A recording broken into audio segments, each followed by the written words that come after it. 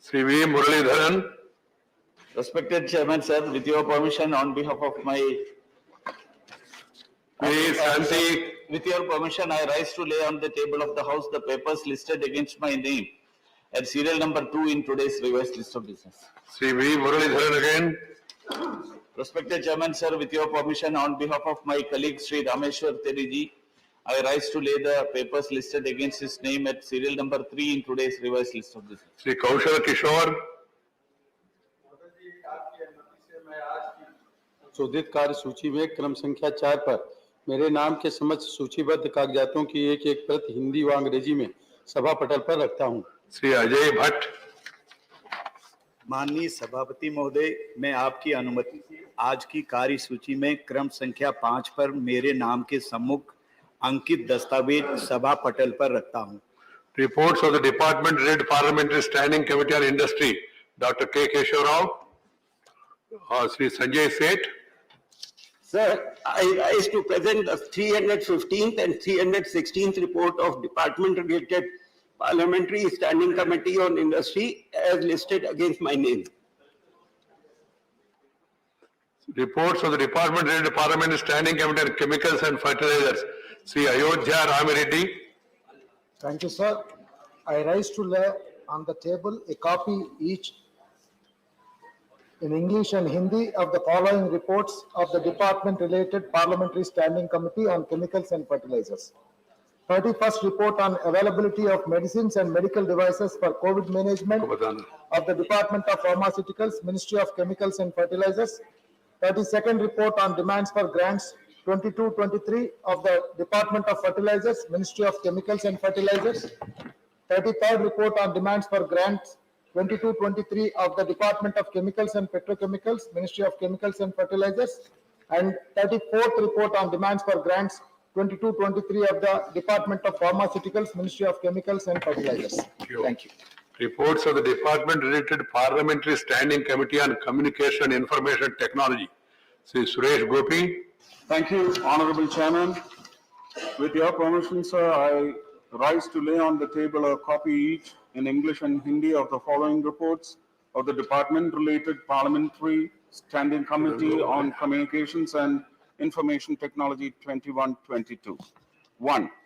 32nd report on demands for grants 22-23 relating to the Department of Telecommunications. 2.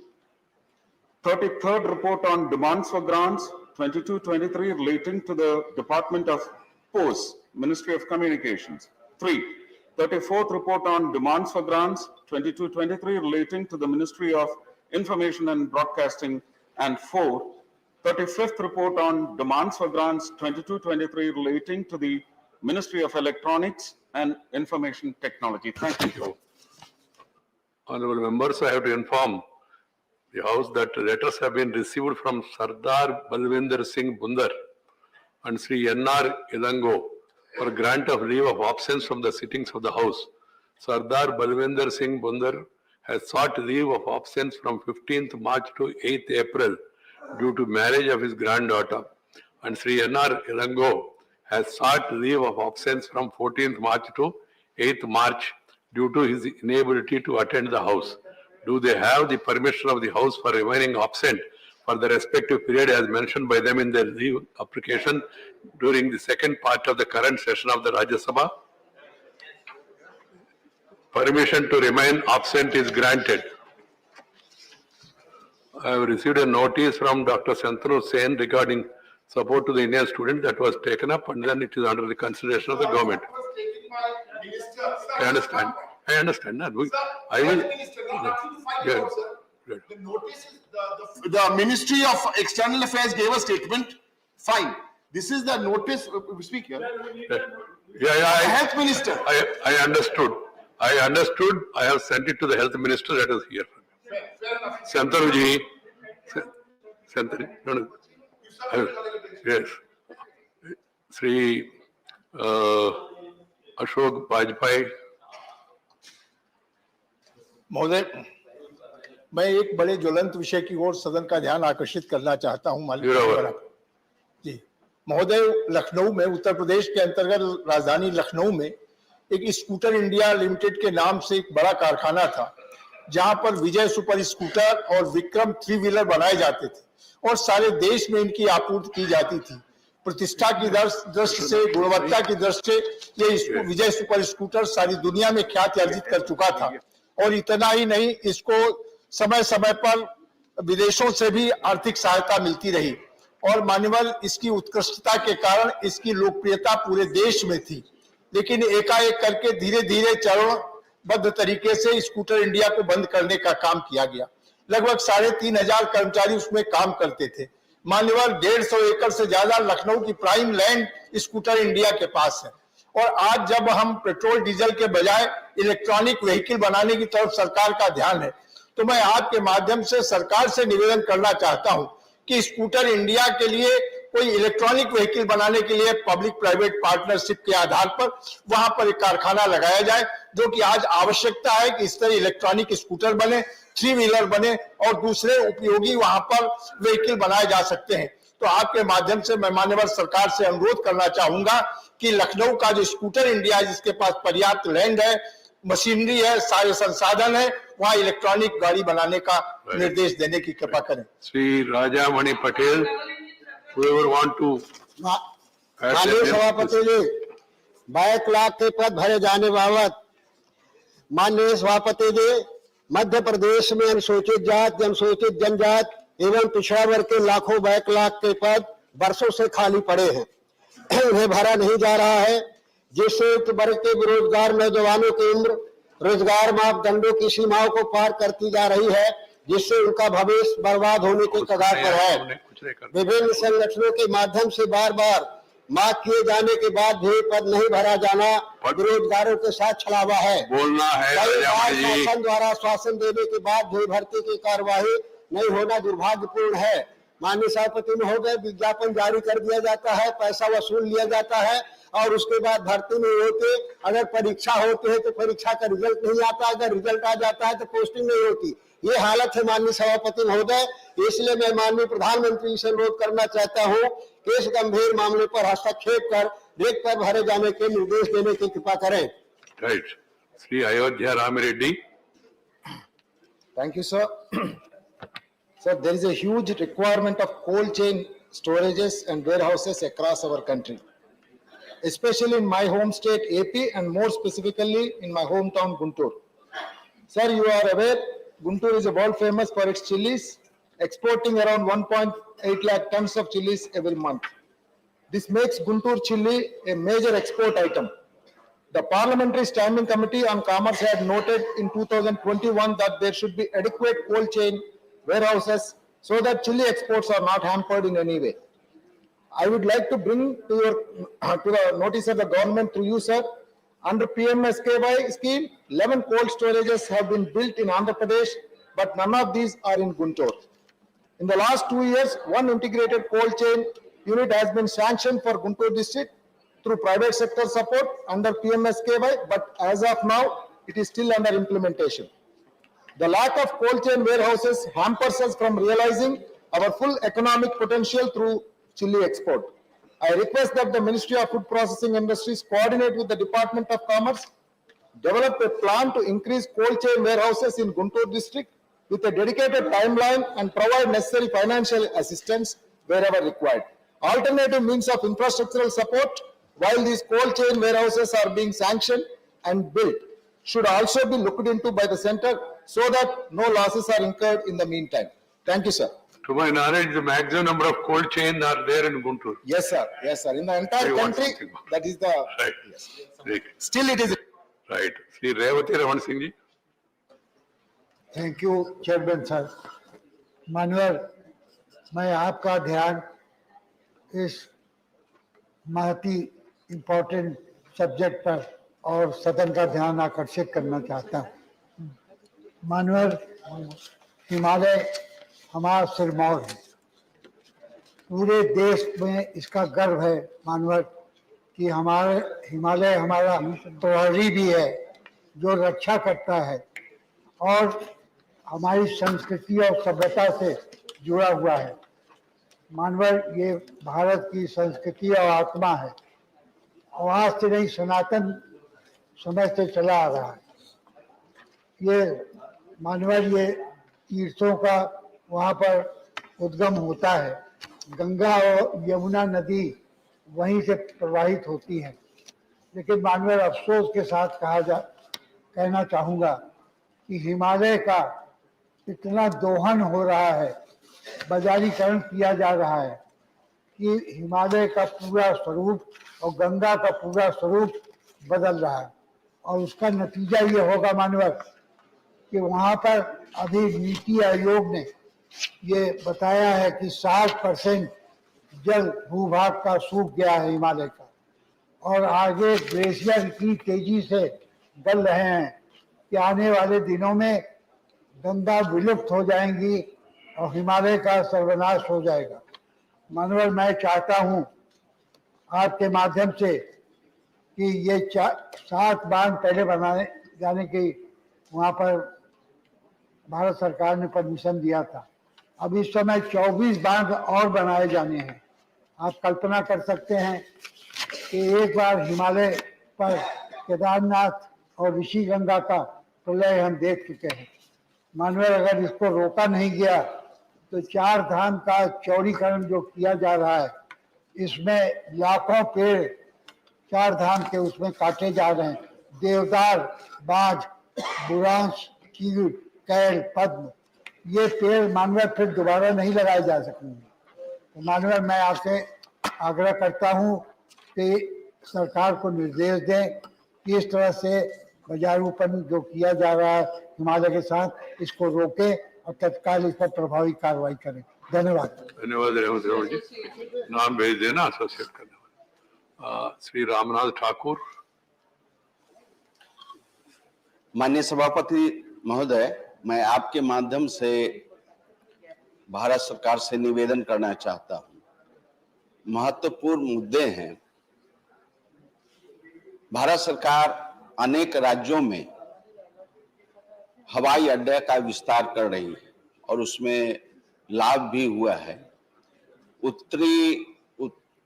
उत्तर भारत में और बिहार में दरभंगा में हवाई अड्डा का चालू किया गया है।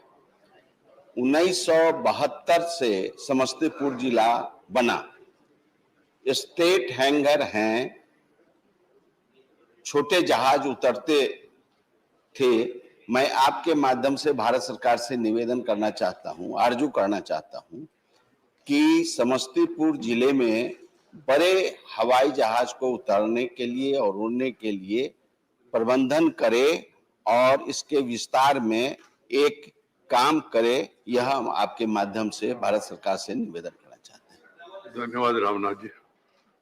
Shrimati Priyanka Chaturvedi.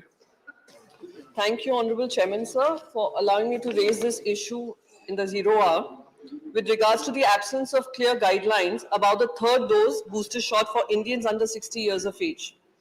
As the world is returning to normalcy and with flights resuming from March 27th, I'm assuming it will resume from March 27th, several countries are imposing strict conditions that the second shot should have been taken within a certain time frame, failing which the vaccination certificate will not be considered valid. As of now, the Government of India has not laid down any policy regarding booster shots for those under 60 years of age. In many European countries, vaccines are considered valid only for 270 days. So if travelers got their last vaccine shot in April 21, they cannot enter many EU countries without a valid COVID test. Hence, Indians finally looking forward to traveling abroad are now left in a lurch. Due to the absence of clear guidelines regarding the need for the third additional dose to travel abroad, the present situation regarding the traveler and vaccination poses a perplexing situation for Indians. And sir, today in today's newspapers, front page newspapers, every newspaper is stating that even Entagi has now come to believe with the rising cases in Europe, it becomes important to have booster dose policy for India. We have seen a phase, sir, in India where there was a shortage of vaccines and citizens could not get their vaccine dose on time. Now we have surplus of vaccines, yet we are not able to come with a clear guideline. to be able to vaccinate people below 60 years of age, those who are seeking a booster dose for travel purposes or for safety purposes. So I would request you through the House, sir, to urge the Health Minister to come up with clear guidelines for vaccination or booster doses for those below 60 years of age. Thank you, sir. Thank you. Neetaji. Okay. Please send your names. Dr. Vikas Mahatme. Thank you, Chairman, sir. Recently, Indian Meteorological Department has raised yellow alert for the heat wave in March. Sir, the temperature, if we see in Maharashtra, it was 44 degrees centigrade. In Mumbai, it was 39. Karjat, it was 45 degrees centigrade. And Madhya Pradesh, 44 degrees centigrade was there in March 19th. This is not in May, this is in March. So this yellow alert was raised. What are the challenges which we face if the heat wave is there, and which we are already having it? ये दिल्ली में भी है और बाकी राजस्थान और गुजरात में भी heat wave शुरू है. ये इस बदलते मौसम की वजह से सबसे जो अफेक्ट होते हैं वो गरीब लोग हैं और किसान. तो इनके लिए गर्मी के कारण जो हीट एग्जॉशन होता है, हीट क्रैम्प्स होते हैं, हीट स्ट्रोक होता है.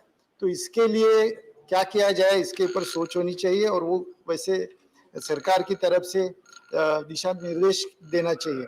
गर्मी के कारण अनाज या फल जो है वो उसकी उपज कम हो जाती है, दूध खराब होने लगता है, ये सब परेशानियां बढ़ती है. वैसे ही लाइटनिंग यानी बिजली गिरने का प्रमाण बहुत बढ़ जाता है, जिससे काफी मौतें होती हैं, डेथ्स होती है.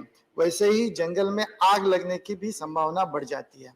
तो इस तरीके से और परेशानियां, क्योंकि फॉरेस्ट अभी कम हो रहा है और इसमें आग लगने से और भी कम हो जाएगा.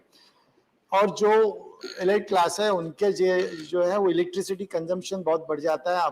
हम सबको पता है कि कूलर्स और एसी ज्यादा चलते हैं, जिससे कार्बन फुटप्रिंट्स भी बढ़ते हैं. तो इस सब के लिए जैसे पिछले साल यूएसए और कनाडा में भी हीट वेव थी, तो 1400 से भी ज्यादा डेथ्स हुई थी, मौतें हुई थी. तो उसी प्रकार हमारे देश में भी अभी ये येलो अलर्ट है. तो उसके लिए मैं सरकार से विनती करता हूं कि उन्होंने सभी स्टेट्स के लिए उन्होंने क्या करना चाहिए वैसे दिशा निर्देश, क्योंकि येलो अलर्ट तो जारी कर रहे हैं, लेकिन येलो अलर्ट के साथ में क्या करना चाहिए इसके भी कुछ पॉलिसी रहे, उसके भी कुछ एसओपीज बने, स्टैंडर्ड ऑपरेटिंग प्रोसीजर्स रहे. ऐसी मेरी विनती है. धन्यवाद.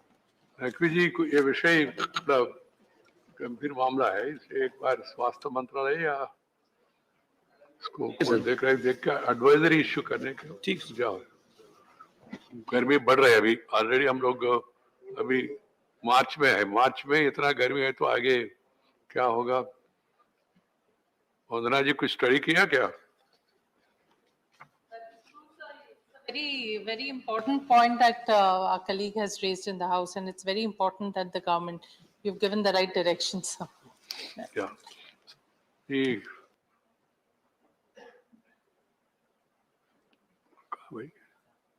special mentions, I will allow you, Santanu ji.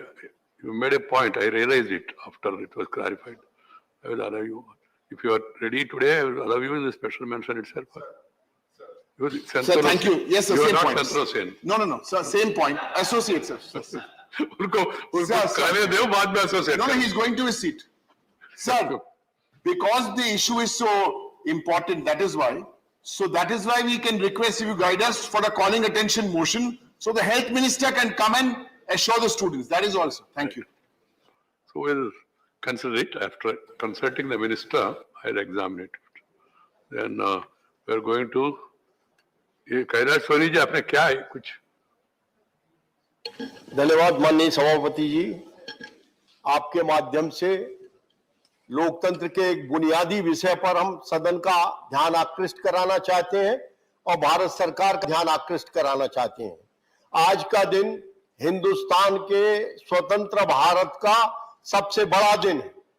आज के दिन इस देश में, जैसा कि आप सभी को ज्ञात है, कि जून 1975 25 और 26 जून की मध्य रात्रि इस देश में सारी संवैधानिक व्यवस्थाएं धूल धूसरित करके इस देश में तानाशाही स्थापित की गई. उसके विरुद्ध सारे सर्वोदयी नेता, सब दलों के नेता, जिसमें कांग्रेस दल के भी लोग थे, इन सारे लोगों को जेलों में भेजा गया।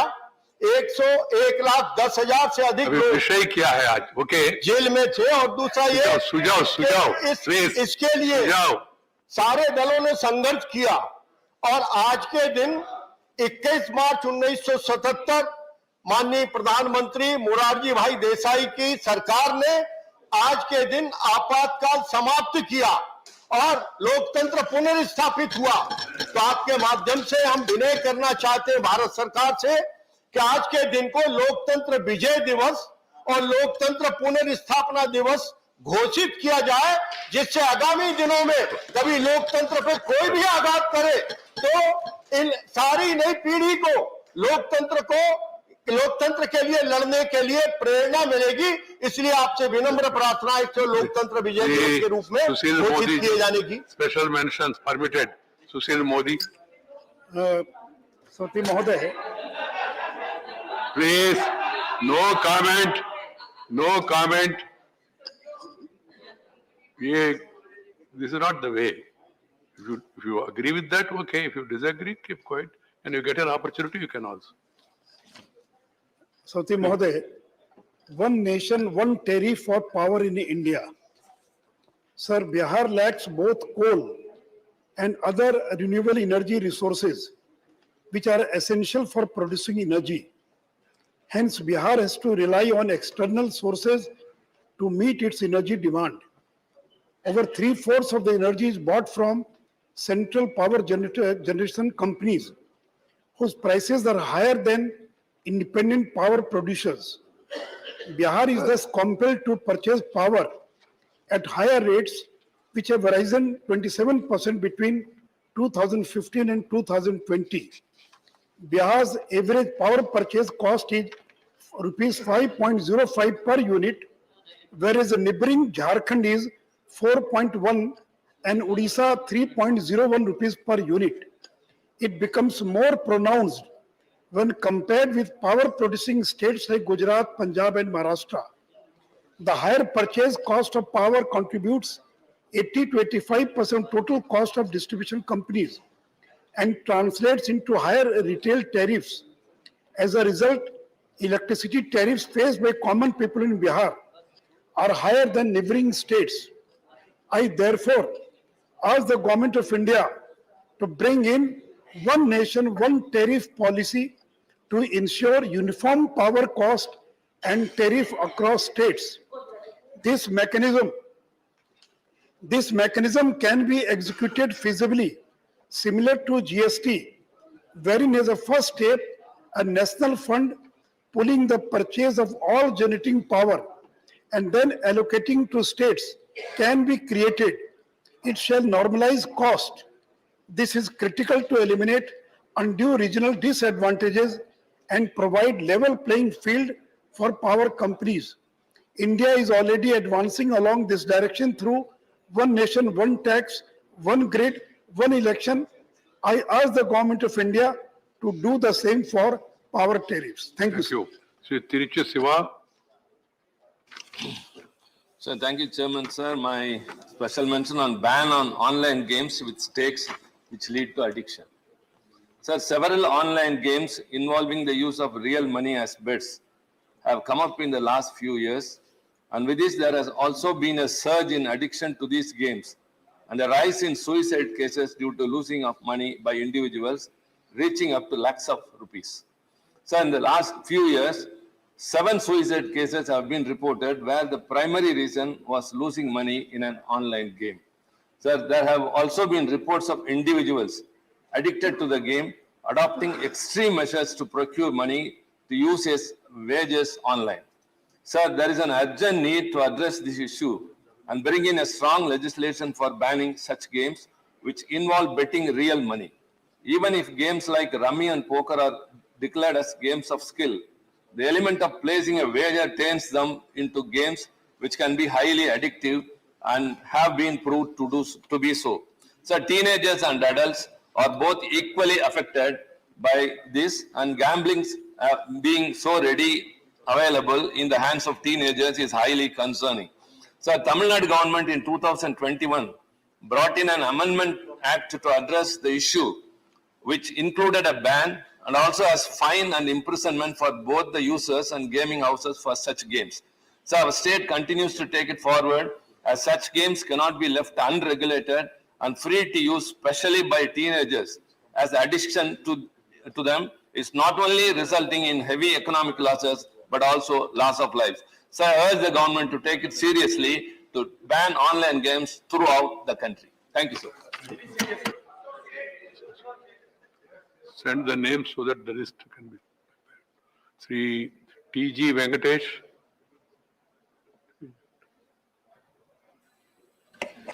Respected Chairman, sir, my request to the Ministers of Home Affairs and Law and Justice, Government of India, through this August House to concern take concrete steps to safeguard the interest of senior citizen prisoners convicts in this prevailing COVID pandemic situation. Keeping in view of the average age of an Indian being 70 years, and the aged elderly prisoners who have higher chance of getting infected, especially safe the prisoners. The aged prisoners should be given special treatment and considered for release either on interim bail or an emergency special payroll on a condition that they report to the nearest police station once in a week. Special scrutiny is needed on humanitarian grounds in such cases where either of the soldiers or prisoners mates have died due to COVID or under any other health condition, and also where their children have become orphaned. This is my sincere request, sir. The average, the citizens living also around 70 years in this country, keeping in view of this as a special case, this decision has to be taken. Thank you, sir. Right. Dr. V. Sivadasan. Respected Chair, sir, the recent reports regarding the appointment of professors of practice in central universities are a matter of serious concern.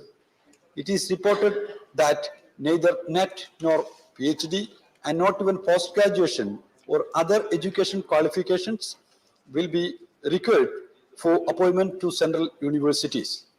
This move could prove to be harmful to the academic integrity of the universities. It will affect the future of young researchers who are pursuing higher education. So the opportunities will be reduced as people with not defined qualifications could occupy this position. The government should take measures at its disposal to ensure that the academic integrity of our institutions higher learning is preserved. Thank you, sir. Thank you. Please send the names. Sri Elamaram Karim.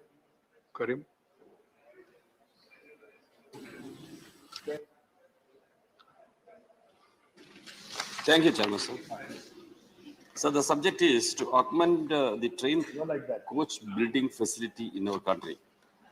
There is an urgent need to augment the train coach building capacity of the nation. To produce 400 Vande Bharat train sets within 3 years as announced the recent budget. At present, all the coaches are being built at 3 coach building facilities under Indian Railway. One is ICF Chennai, Rail Coach Factory Kapurthala, and Modern Coach Factory Raebareli. ICF has already rolled out 2 sets of Vande Bharat train, and the same are in service. Another 2 sets nearing completion in ICF. Orders to the tune of 20 sets to ICF, another 20 sets to RCF still pending. These facilities are doing the manufacturing of Vande Bharat train set besides the usual production works. It is expected that it will take another 2 to 3 years to finish the ordered work. That means the budget proposal of running 400 Vande Bharat Express trains within 3 years will be a difficult task. Hence, the coach building capacity of Indian Railway has to be augmented immediately, and land acquired for the building of a coach factory at Palakkad is laying vacant. There was mentioning something about that purpose in the budget, but the recent budget has lacking that also. I request the immediate step may be taken to start the construction of rail coach factory at Palakkad, Kerala. Thank you, sir. Sri Vinay Viswam. Sri Vinay Viswam. Sir,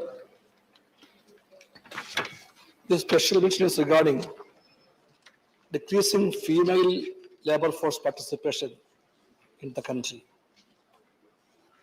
Sir, the recent periodic labor force survey conducted by the Ministry of Statistics shows a shocking absence of female workers in the labor force, as the participation rate has fallen to a record low of 20.1% only during the period of April-June 2021.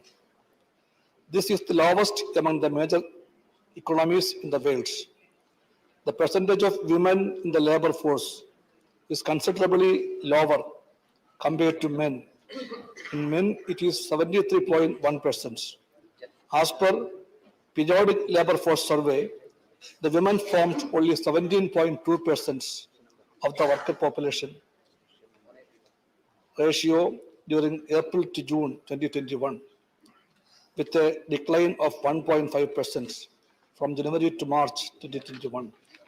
With a substantial representation of women in the unorganized sector, the lack of employment opportunities, unequal and unsafe work conditions, lack of facilities, domestic responsibilities, etc., has contributed to this decrease in participation. The government must take immediate steps to ensure that conditions of work improve for women in the labor force. Interventions must focus on structural reforms such as gender equal policies, affordable childcare and enhanced social security, including medical benefits, health insurance and benefits for women. I therefore urge the government to take note of this decrease and take immediate steps to increase participation of women in the labor force. Thank you, sir. Associate, sir. And your names? Sri Subhash Chandra Bose, Pilli. 0 hour. Subhash Chandra Bose ji.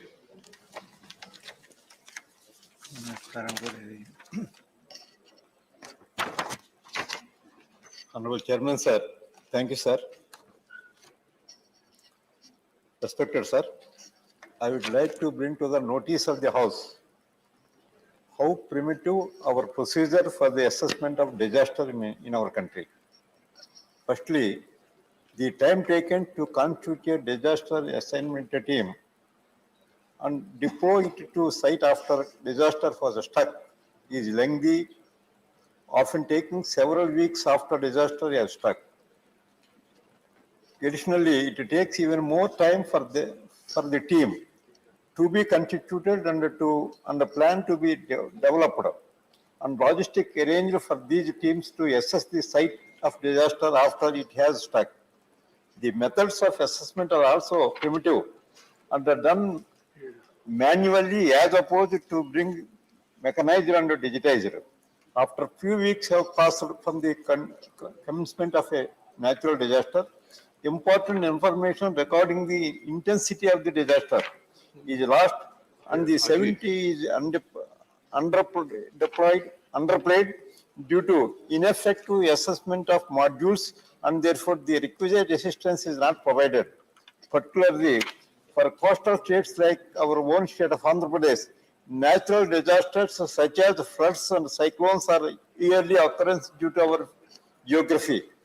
Through you, sir, I request the Minister of Home Affairs to improve our disaster assessment mechanism so that the states are supported to correct the manner during their time of need. Thank you, sir. Sri KJ Alphonse. Sri KJ Alphonse. Thank you, respected Chairman, sir, for giving me this opportunity, even though I was not listed. I would like to bring to the attention of the House, sir, an extremely critical issue. Sir, 15.5 lakh children wrote NEET examination for admission to MBBS, out of which 8.7 students qualified. Sir, out of which, sir, only 10% students got admission in MBBS. So during the last 7 years, the number of MBBS and postgraduate seats have gone up by 80% to 1.48 lakhs. Still, sir, 25,000 students from India are going abroad, especially to China, Ukraine, and Central Asian countries to do MBBS. That means, sir, over a 5-year period of 5-year course, 1 lakh children are doing MBBS course outside India. So this is because of two reasons. One is shortage of MBBS seats. Number one, even though there's been an 80% increase over the past 7 years, some states have done commendable work, sir, like Tamil Nadu inaugurated 11 medical colleges in January. Uttar Pradesh inaugurated 9 medical colleges in December. I think it's a very commendable work. Still, sir, we need to increase dramatically the number of seats because, number one, the seats are still insufficient. Number two, sir, the fees is too high. I commend the health ministry for laying down that 50% in 50% of the seats, it would be a regulated fees which is equivalent to what is charged in government medical college. I think it's a great step taken by the government of India. Sir, still, private medical colleges are charging extremely high fees for the rest of the 50% seats, sir. This also must be regulated. Sir, one solution which I can kindly suggest to the House is, sir, public sector undertakings have a lot of land, especially the railways.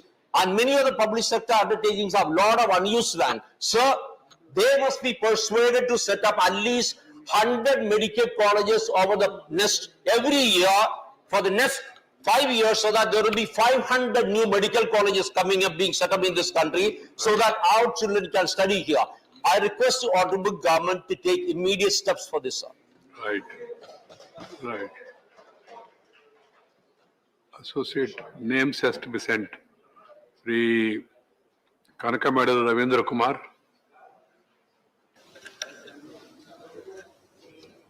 Sir, thank you, sir, for giving this Yeah, opportunity. retirement of Yes, sir. Supreme Court judges, High Court judges. This opportunity to raise the important aspect with regard to 0 hour. Now, in the Andhra Pradesh judiciary and also as well as in the country in Supreme Courts and the various high courts, there are number of vacancies with regard to the recruitment, though the recruitment is going on, but there are more than 400 vacancies are there. Still, High Court, the Supreme Court is also some vacancies are there. And number of pending cases, lakhs of pending cases in various high courts and Supreme Courts are there. There is no mechanism, though the alternative disputes mechanism is established. Pending cases are more in high courts and also Supreme Courts. In order to resolve this issue and to address the issue of the pendency of the cases, the retirement of age of the High Court judges is at present 62. The retirement age of Supreme Court judges are at 65 at present. I request the central government particularly to enhance the retirement age of the present judges 62 to 65 as far as the High Court is concerned and 65 to 68 as far as the Supreme Court is concerned. So therefore, the pendency of the litigations can be reduced, and at the same time, increasing of age is one of the solutions to reduce the pendency of the cases before the respect to High Courts and Supreme Court. Thank you, sir. Thank you, Ravindra Kumar ji. Sri Dr. Fauzia Khan, childhood education. Thank you, sir. I wish to accelerate the discussion around the status of early childhood education in the country, sir. Based on the India Early Childhood Education Impact Study, children's participation in preschool and early primary grades is unstable, which doesn't necessarily follow the linear age-based trajectory under the Right to Education Act 2009 and the National Early Childhood Care and Education Policy 2013, sir. Sir, with the new education policy in place, which prescribes 5+3+3+4, this model, the intent to maximize qualitative learning has been established. According to the new policy, there will be 12 years of schooling and 3 years of Anganwadi or preschooling. Sir, but the policy makers need to realize that before ascribed increased responsibility to Anganwadi workers, we need to either equip them fairly or to make new recruitment from properly qualified teachers in early childhood education, sir. Since 80% of intellectual development takes place at this age, this phase of education needs specialist teachers requiring relevant teacher training.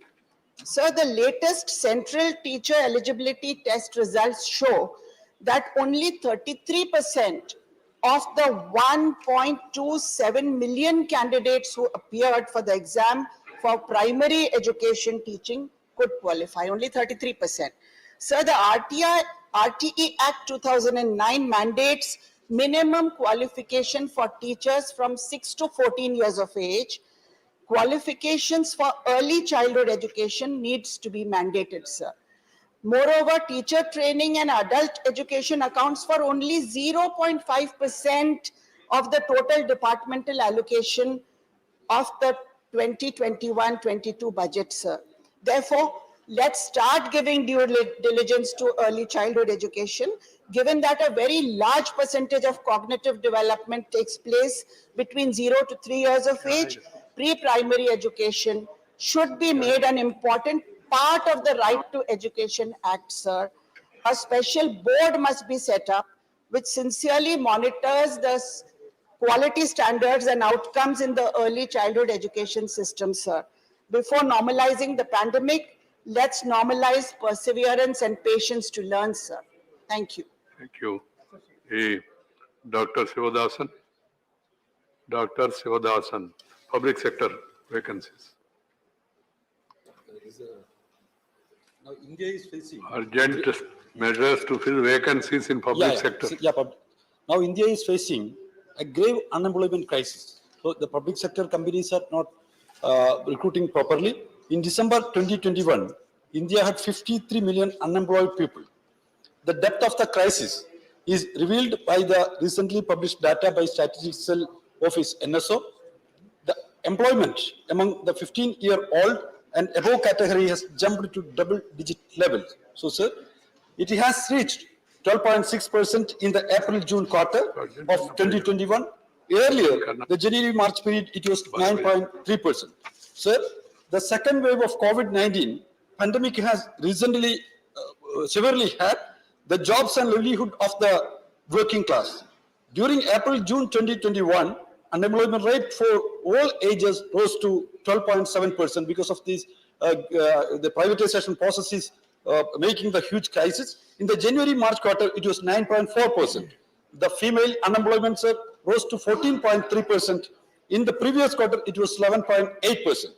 The joblessness among the men was 12.2%. In the previous quarter, it was 8.6%. The growing issue, again, the worker population rate is fell to 14.9%. In the previous quarter, it was 43.1%.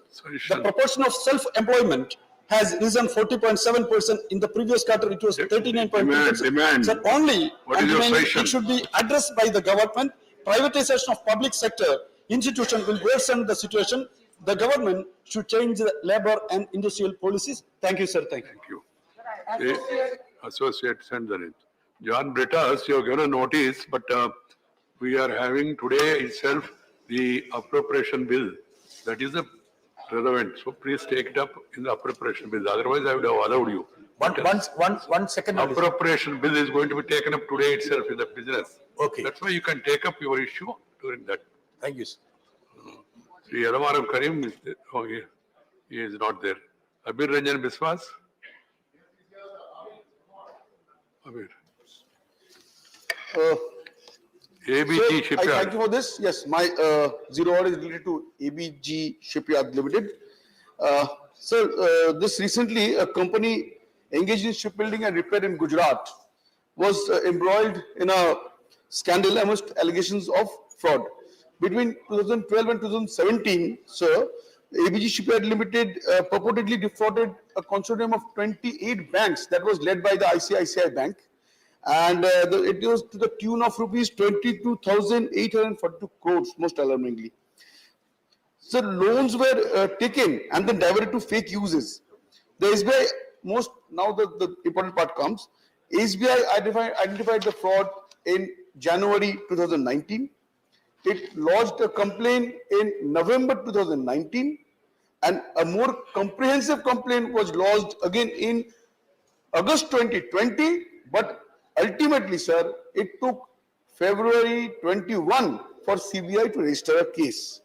Finally, so and CBI ultimately registered the case, booked ABGSL and ABG International Private Limited. Now, sir, as of 2021, Indian public sector banks collectively they owed approximately 6.17 trillion crores and in non-performing assets, and this includes all the money that has been defrauded by scamsters. That was discussed separately. You were specific. You made Sir, your point. sir, let me put things in context, sir, please, and then I can. In the same house, I have allowed it. Na? Sir, Please. so Please. a December 2021 report by the RBI under the heading Trend and Progress of Banking in India, it says that 4,071 fraud cases were reported by banks in the first half of financial year 21-22. I have told you, I have allowed it. It was discussed in the house. Yours is specific, so that's why I allowed. If you again talk about the same. Sir, what I think. No, please, you please remember one thing, my dear. You please remember one thing that I remember what is happening in the house and what has happened in the house also. Sure, sir. So there is no question of repetition. Sir, then I'll put my conclusion, sir. Just what I want. What Sir, is your suggestion? Sir, the thing is that, sir, while the government has a duty to protect banks, customers' funds, there is also a need for stricter corporate governance and evaluation of large loan requests to prevent such shocks to the banking system in the future. Sir. Right, Thank you. Thank you, sir. So the house is adjourned to meet at 12 today. 12 noon. All 0 hour special mentions exhausted.